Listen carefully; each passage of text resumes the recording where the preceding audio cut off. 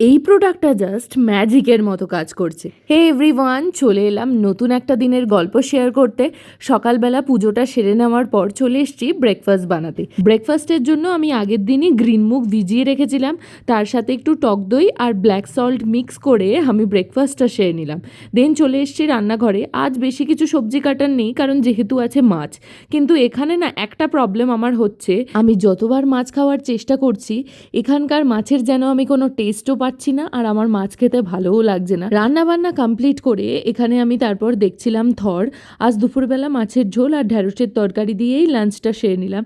As usual মাছটা আমার ভালো লাগেনি। লাঞ্চ কমপ্লিট হতে না হতেই ছুটেছি ছাদে, কারণ জামা কাপড় দেওয়া ছিল আর এদিকে মেঘ করেছে। আর এরই মধ্যে বলতে না বলতে বৃষ্টিও শুরু হয়ে গেছে। বৃষ্টি কমতেই আমি গেছিলাম সামনের সবজি দোকান থেকে কিছু সবজি নিয়ে আসতে। এসেই আমি বানাচ্ছিলাম নিজের জন্য গ্রিন টি। সন্ধ্যাবেলা আজ খেয়েছিলাম গ্রিন টি, আর সাথে ছিল প্লেন চিড়ে ভাজা। গ্রিন টিটা এই ঠান্ডার মধ্যে খেতে বেশ ভালো লাগে। দেন চলে এসেছিলাম আমার এই স্কিন কেয়ার রাখার জায়গাটা পরিষ্কার করতে। এখানে সেভাবে কোনো ড্রেসিং টেবিল তো নেই, তাই এই জায়গাটাই আমি গুছিয়ে রাখার চেষ্টা করি। বেশ অনেক দিন পরিষ্কার করা হয়নি, তাই নোংরা হয়ে গেছিলো, তাই আজকে পরিষ্কার করে দিলাম।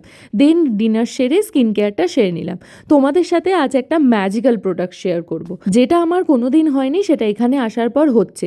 এখানে আসার পর লিটারালি আমার পা ফাটছে, তাই আমার ফ্রেন্ড সাজেস্ট করায় লাস্ট 3 দিন ধরে মোহার এই ফুড ক্রিমটা ইউজ করছি। আর মাত্র 3 দিনেই পা ফাটাটা অনেক কমে গেছে। এই প্রোডাক্টটা আমার কাছে তো ম্যাজিকের মতো কাজ করছে।